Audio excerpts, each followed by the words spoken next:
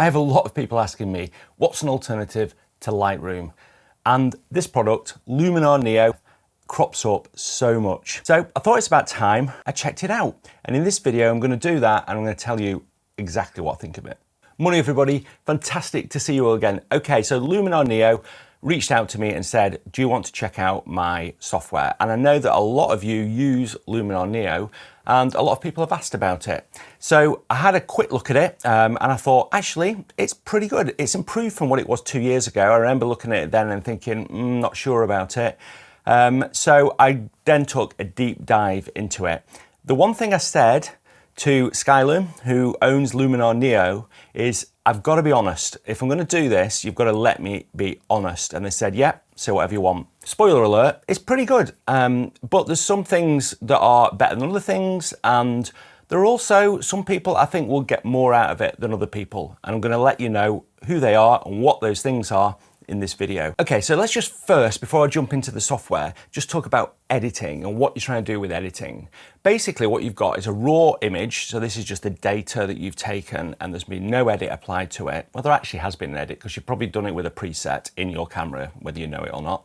But anyway, there's probably been not much of an edit applied to it. And then you bring it into an editing software and you edit it. But why are you editing it? Well, I think you're editing it to recreate the mood, the feeling that you had when you were in that location. So what the scene looked like to you, how it invoked a mood to you. And that's what I try and do with all my images. I try and create a very painterly look to my images. I don't oversaturate things. If anything, I do the opposite.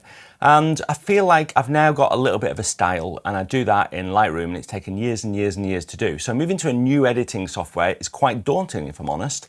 But it was really interesting as well. And the other thing that I don't do with my editing is I don't add anything into the scene. And that's one thing that I just want to get across in this review of Luminar Neo, because when you think of Luminar Neo, I think that most people would think there's lots of AI tools. And I think that is good marketing and also bad marketing at the same time, because I think that, you know, there's a thing in landscape photography that things should be pure, that you shouldn't change things too much. And I completely agree with that.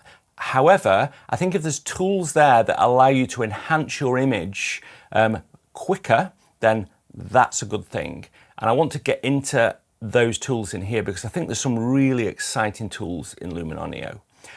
Okay, and who it's for? Well, I'm going to answer that at the end actually, because as I go through, hopefully that'll come clear and I'll just sort of summarize it right at the end. Right, let's get into it. I've talked too much already and we've not even looked at the software. The first thing is I'm just going to go over the basics. So this isn't a tutorial, by the way. There's lots of really good tutorials. Anthony Turnham has done one. I'll link it here. Thanks, Anthony, by the way, because I've used your videos to learn it as well. The first thing is, and I'm going to go through and compare it a little bit to Lightroom, but right at the end, I'm going to go through the things that I like the most and don't like the most about it as well. Okay, so the first thing is that the layout is slightly different than Lightroom. You've got your catalog over here, which is, you can have multiple catalogs if you want, just like Lightroom. But what I like about this is you just point it to a folder on your drive, wherever that drive is. I'm pointing it to my NAS drive, I think, at the moment.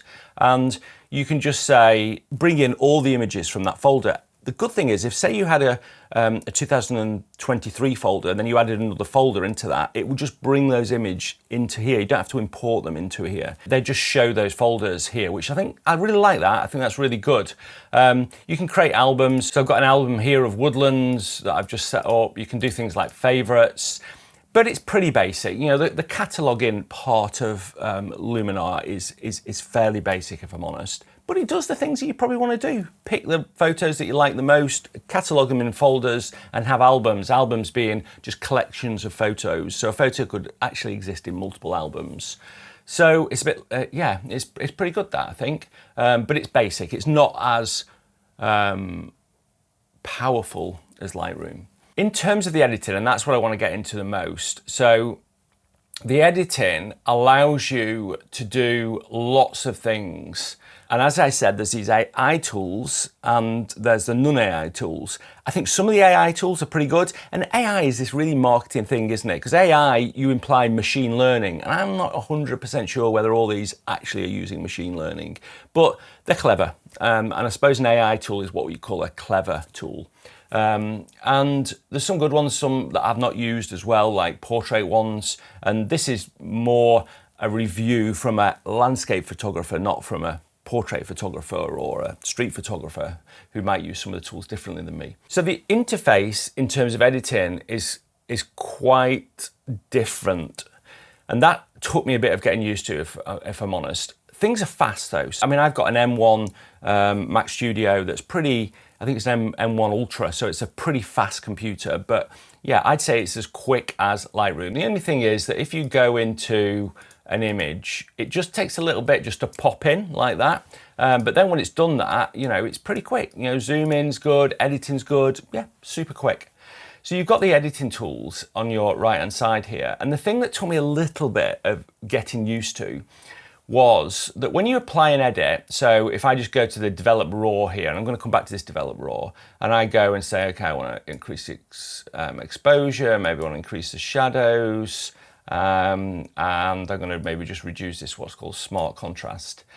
Then what that does is it applies an edit, and then if I went to another one, say I wanted to change the color here and I wanted to make it a bit more saturated, you've got this thing called edits here, and it's a bit like history, I think. And this is the, but it's almost like a powered up history, and it allows you to go and see the things that you've done. So you've got your raw edits. These are edits that you've edited against the raw image.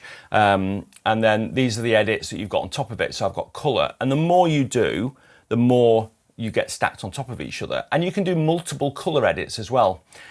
And the reason that's important is that at each of these tools, you apply masking, which is really interesting way of doing it. So for instance, if I did another color edit on this image and say I wanted to desaturate the foreground, I can go and mask that foreground with a linear gradient now.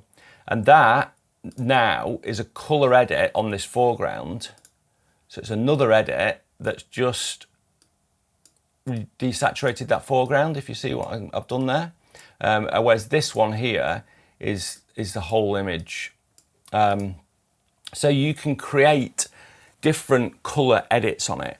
So you've got to think of it, and that, I think that's taken me a little bit to get used to, but once I have got used to it, it's super good. Well, I think it's super good because it's very different than Lightroom. In Lightroom, you go and do a mask and then you apply any tool you want to that mask. In this, you choose your tool, and that could be the develop tool. So for instance, I could go back now to this develop tool, and I've got all these here, and I could apply a mask, and then I could do any of these color, curves, black and white, the light. I could do any of those to that mask, and it would create another of those tools. I hope that makes sense. But I think that that's got lots of benefits as well, because I feel like it's nice to be able to separate those things out. Let's just open a different image here. The one thing that's really important to understand on this is the way that you develop your process is really important. So you really need to do this develop raw first. And you can see I've set this up in favorites, which I really like, that I've just got all my favorite tools here. So it's really important, I've done some tests on this as well, to do the develop raw first. So in this, I would probably go and just do my basic edits on this, just to make sure that the histogram looks about right. And once I've done that, then I would go and do the other things on the actual image. I think that's really important to do that develop raw first, because otherwise you can reduce the quality of your image if you don't do that, and then you start with a very dark image and then brighten it up afterwards using some of the other tools. So you've got to do develop raw first, and then you can do any of the other tools. So I've done that develop raw. One of the tools I like so much, and I'm going to come back to this on another image as well, is this enhance AI. I think it's probably the best tool within Luminar. And if you're a beginner, I think you could just probably use this tool and almost edit all your images with it. It is so good. So I can just go and increase the accent of this image. And it's a little bit like clicking auto in Lightroom, but better. So it doesn't overdo it, and if it does overdo it, you can reduce it down. But on most tools, when you do it to the max, it looks awful. But I wouldn't say that does look too awful. And then also it's got this sky enhancer, which just does the type of thing that I always do to my sky, which is put a grad on and just, you know, darken the top of the sky a little bit and add some contrast.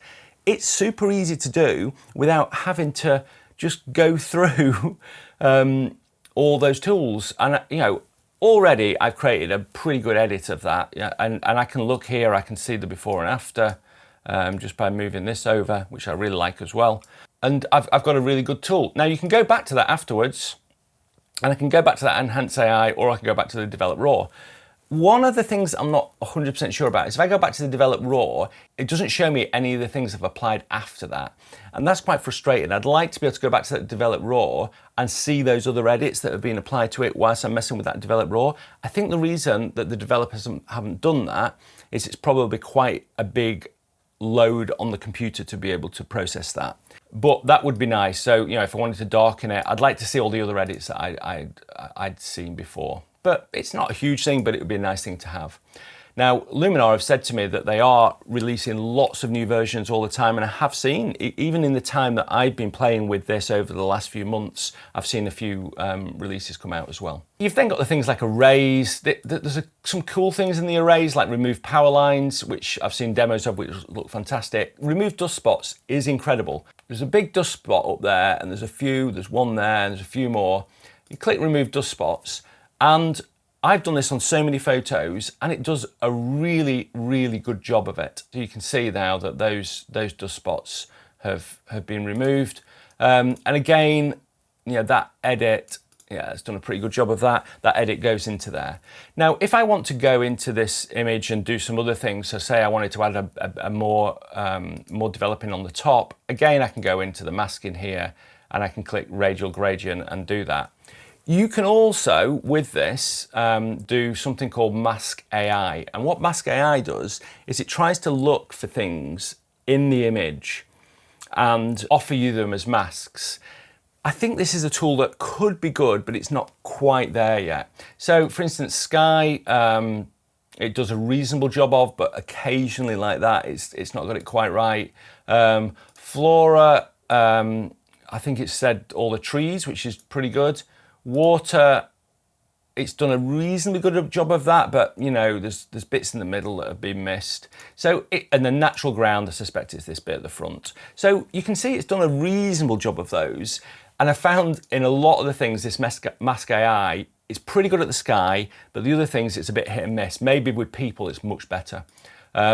So one of the things you can do though, is you can intersect masks. Now, I had to sort of finagle this a little bit to do something similar to Lightroom, because what I like to do is create a sky mask and then put a graduated mask on the sky. You can't do that because you can't do an intersect, but you can do an addition. So the way to do it, it's a little bit of a finagle. What you do is you invert it.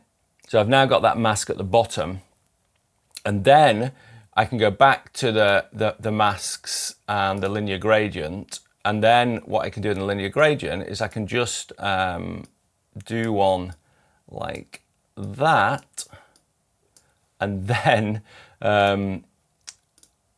invert the whole mask. And now I've got a graduated sky mask at the top. Now for this one, where this is just a straight line, it probably isn't that important, but you get the idea. So I can then go in and I can apply some adjustments, so I can reduce the exposure of that a bit more if I want to, add some more contrast.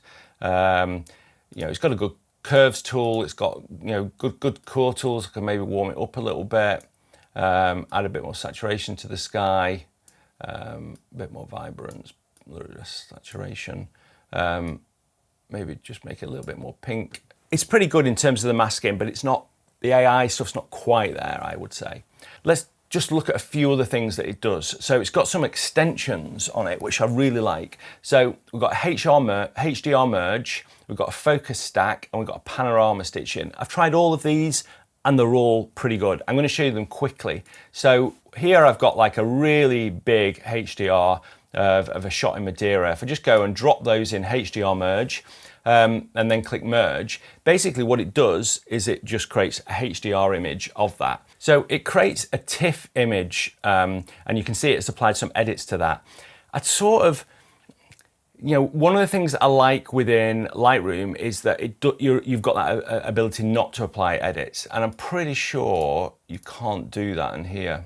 Yeah, there's no amount, there's nothing within here in the settings that allows me not to apply edits. However, it's done a pretty good job of this, and I could go into this now and I could crop it. It's got this thing called crop AI as well, and composition AI to do the crop, and to be honest, I don't think it works. I've tried it with a few images and it's, I don't think, it would be very clever, wouldn't it, if it did a crop that worked, but I don't think it does. But we'll crop that how I think. And then this is where something like this Enhance AI works really well. So this is an image that took me a long time to get right in Lightroom when I edited this. And I'm not saying this is perfect, but I would be pretty happy with what this does just by moving those two sliders. It's done a pretty good job of that. It's enhanced the foliage here, it's darkened the sky, it's not burnt this out, it's brought out some detail in the tree. If we look at the before and after of this, it's pretty good. And that's all done with this HDR Merge as well. So I'm very impressed with that. And like I say, this Enhance AI, if you're a beginner, it just makes it so easy to do things. Let's go and have a look at the focus stack. So I've got a few images here. It's quite a tricky focus stack this. So this one's focused in there, and I've got another one focused here, another one here, another one here. Now, I have to say I struggled a little bit with this when I did this in Photoshop, and I actually haven't tried it yet, so this could be a complete disaster, but I thought I'd give it this one. So we're going to put that in. So just drop it into focus stacking. I can say auto align. If there's chromatic aberration, I can get rid of that and then stack these images, and it goes away and it stacks the images. I really like this interface as well. I think it works well. Okay, we've got the final image here stacked again. That's a TIFF image. So let's go and have a look at it. I'm nervous now. Well, the top of it's pretty good, we should expect. That's pretty good. I know the one right at the very front wasn't in focus, even in the front focused one. This is really, this one wasn't in focus even on my main image, but these were down here. That's amazing. Yeah, maybe that one. That's pretty good. And you can see the ones you focus stacked here, it just creates a new folder. That's so incredible. That really is quite impressive. Obviously, you can go and do the develop and whatever else. I think my workflow, if I was doing this, would be I go and edit this using develop raw here, and then apply, copy and paste those edits onto the other images and then stack them. And that way you're just getting the most quality out of your images. I think that's really, really important. And then the other thing is that the pano, which I have, you can see by all these things, I've chucked so many things at it. The only thing it struggled with is this one, which was I think 21, and it just didn't quite align the mountain right. But to be honest, like something like this, I can just drop it in, and this is like a multi-level pano, so it's not just like a one-level pano, it's a drone pano where it's gone across and done 3, 3, 3 like that, so it's a 3x3 pano. And again, you can say, do all the other things, reduce the distortion, etc. So it's going to go and stitch that. So then you've got different planes that you can actually, projections that you can put that onto. So you can just go and click, and it's really quick at doing this. So you can just go through those, and I think this one's going to work the best. So you can see that it's done a pretty good job there. I can just do continue, crop and save, and it's just going to go and save that now. And again, it's a TIFF image, so you probably want to do your develop raw first before you do it. I didn't do that, but now I can go into this, and you can see that this is a pretty big image. It's 764 megabytes, but it's dealing with it pretty well, and I can then go and the same things exist. I can either go and just do just a general develop on it, or my favorite tool, just go and do that and mess about with it. I can go and change the color a little bit. And again, you really wanted to have done these earlier. It's so simple to do these things. I feel like the interface and the way it does things is simple. It makes it really easy to edit images. Right, let's just have a look at a few of the other tools. So we're going to go back to my favorite stuff, which is Woodland. We'll go to this little album I've created here, and we'll go to this image here. So this is the raw image of one of my favorite images called Wise. And there's something that I was really excited about on here because it does an Orton effect within the thing, but also, I've not mentioned this yet, but you can do layers and you can do Gaussian blur on layers. So within Luminar Neo, there are two ways of doing the Orton effect. And I feel like as using this as a plug-on into Lightroom, just being able to go and do those within here and maybe just use some of the other tools could be really beneficial when you're just trying to finish an image and you don't want to go into Photoshop maybe. So I think there's benefits to just having it as that plug-on into Lightroom, which you can do as well as having it a standalone bit of software. So let's just go and edit it, and I'll go and crop it, see what the composition AI does. No, it needs to go down a bit. We'll call it about there. And obviously I need to go and develop this a little bit, so I'm just going to brighten it up. The smart contrast is good, but I feel like using curves is the better way of doing it. I'll put a link to a curves video here if you don't understand curves, of how to get more out of curves. And we're probably going to make it a little bit warmer and a little bit greener. And then we're just going to increase those shadows a little bit. So that's like a basic develop raw. Then if you want to, you can go to the favorite enhance AI, and yeah, again, it seems to do things really well, as in it just brightens bits in the image, but not other bits in the image. It's just so clever. So that's looking pretty good. Yeah, I love this image. But I'd spend more time doing that. But one thing that I'd want to do on there is add some glow to it, an Orton effect. Now, you can't do that in Lightroom, but in here, it's got this thing called Orton Effect. So I can go into this, and then I can say the amount of it.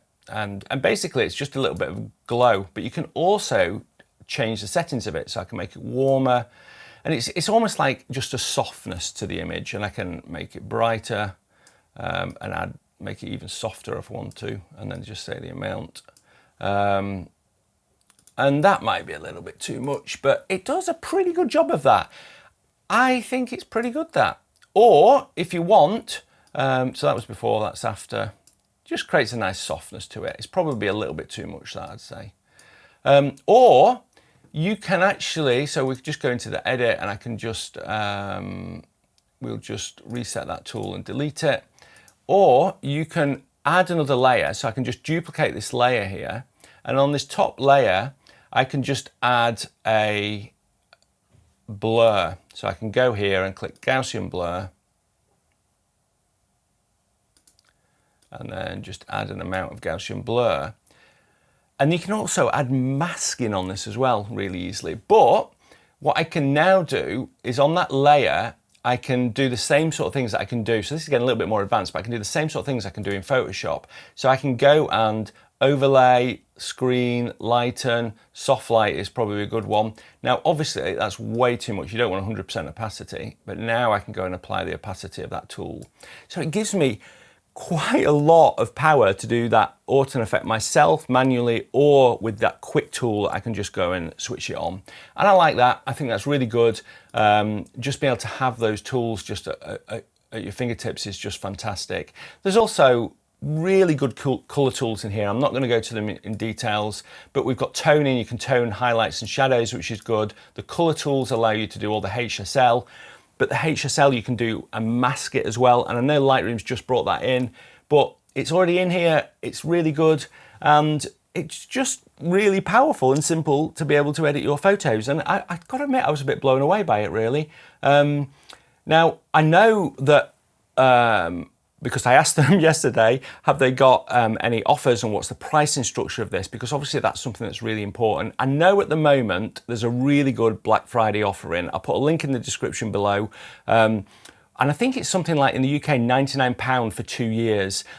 they also told me to say that there's a money-back guarantee, so if you can go and try it, and I definitely recommend go and play with it. See if you could use it as an add-on tool in Lightroom, or maybe it's a tool that you can start using if you're a beginner, because I think it's a fantastic tool for beginners, and that's who is it for. I honestly think if you're a beginner photography and you're a little bit worried about using Lightroom or paying for Lightroom, this is a cheap alternative to that, and it's super easy. It's the easiest tool I've ever used to edit my photos, and you can do powerful things as well. Or you might just want to use it as an add-on. So that's the other type of people like me, I suppose, where I just add it as an arsenal of add-ons into my Lightroom. I can then just say, I want to edit this photo in here because I want to use the Enhance AI, or maybe it's got some other cool tools. There are lots of other things in here that I've not shown you. There are a few things that I think need improving on, and they are that it doesn't at the moment support Z8 compressed raw images. So some of my images I couldn't bring into here because they're taken with my Z8 and I use them in a compressed raw format. They're just about to add that, apparently. There's no luminance or color masks, so you can't mask by luminance or color, which I think, if I was going to move from Lightroom to Luminar, I'd need those tools before I did that. So I'm still going to use Lightroom for now and just have this as an add-on. The other thing are some of the AI tools, like the masking, probably just need some improvement. And then I think that the printing is the biggest reason that I couldn't move solely to this, because the printing module is basic, and I print from Lightroom, so that's like really, really important to me. It's a simple editing program. It's super good. I'm impressed. Yeah, I'm impressed. There's definitely things that they can improve on, and I think they are doing that. So well done, Skylum. Really impressed with that. And if you're looking for that discount, there's a link in the description below. Thanks ever so much for watching. Until next Sunday, bye.